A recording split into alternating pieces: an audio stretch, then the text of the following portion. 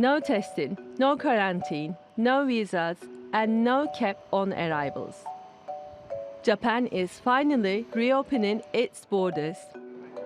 It's just in time for business that have been struggling under 2.5 years of pandemic-induced restrictions. I'm hoping and anticipating that a lot of foreigners will come to Japan, just like how it was before COVID-19. When the pandemic started, the kind of guests that we had been receiving, individual travelers, were suddenly unable to enter Japan. So up till now, we've been in a situation where we have had basically zero visitors. Japan is counting on the return of tourists to help its economy bounce back and stave off the risk of recession.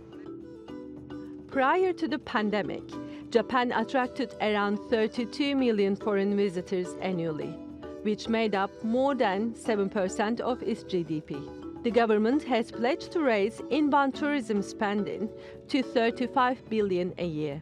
It hopes travelers will take advantage of the weak yen, which has fallen to a 3-decade low against the US dollar. Every store is having a 35% off sale.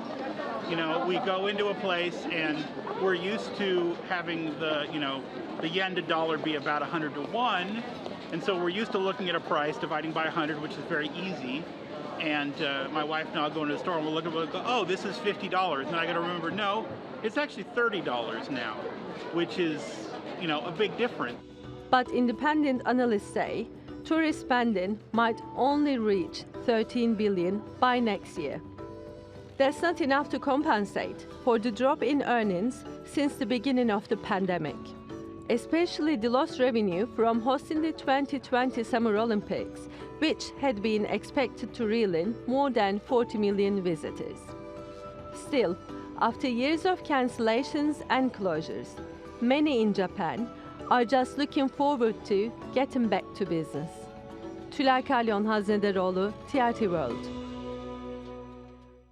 Well, for more on this, Seijiro Takeshita joins us now from Shizuoka, Japan. He's a professor at the University of Shizuoka. Great to have you back with us, Professor.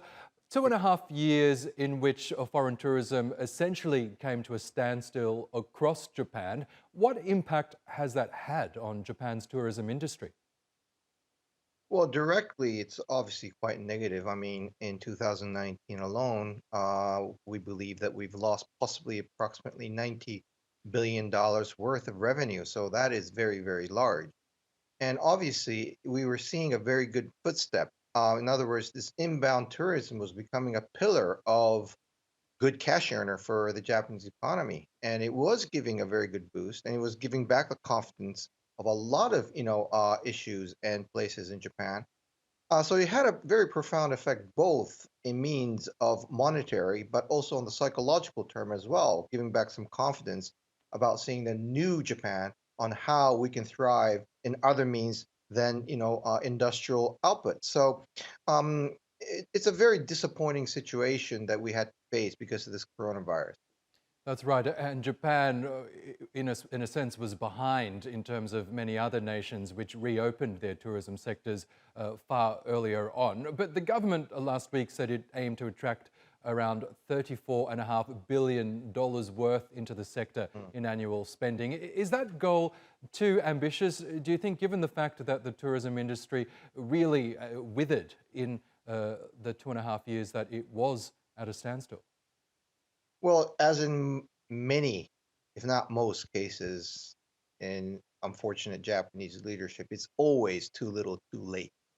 Japan had been lagging way behind other OECD nations in opening up their, country and walking out from the seclusion process. And, seclusion process itself was, in my opinion, prehistoric, to say the least. Firstly, they banned foreigners.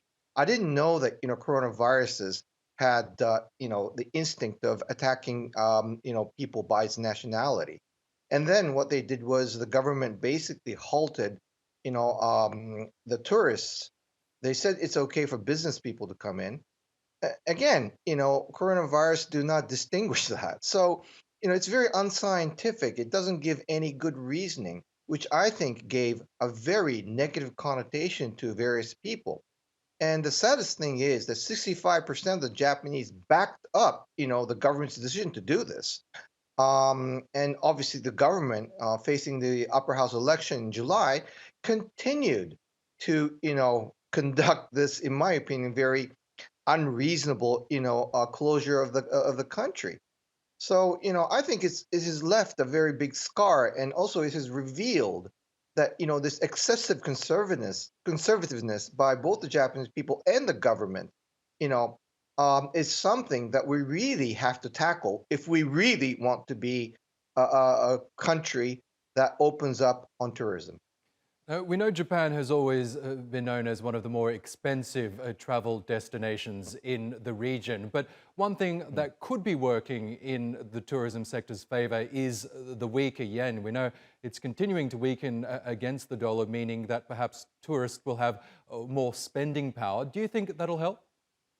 Oh yeah, definitely. As you reported earlier, I think there are many, many happy tourists who's getting a very good discount. I mean, you're talking about a 32-year uh, low of the yen, and thus making it a lot easier for people to come. And as you just noted, Japan had been considered to be quite expensive. So, certainly that would, I would like to think, smooth, the entry for the psychology of the people who are thinking about coming to Japan.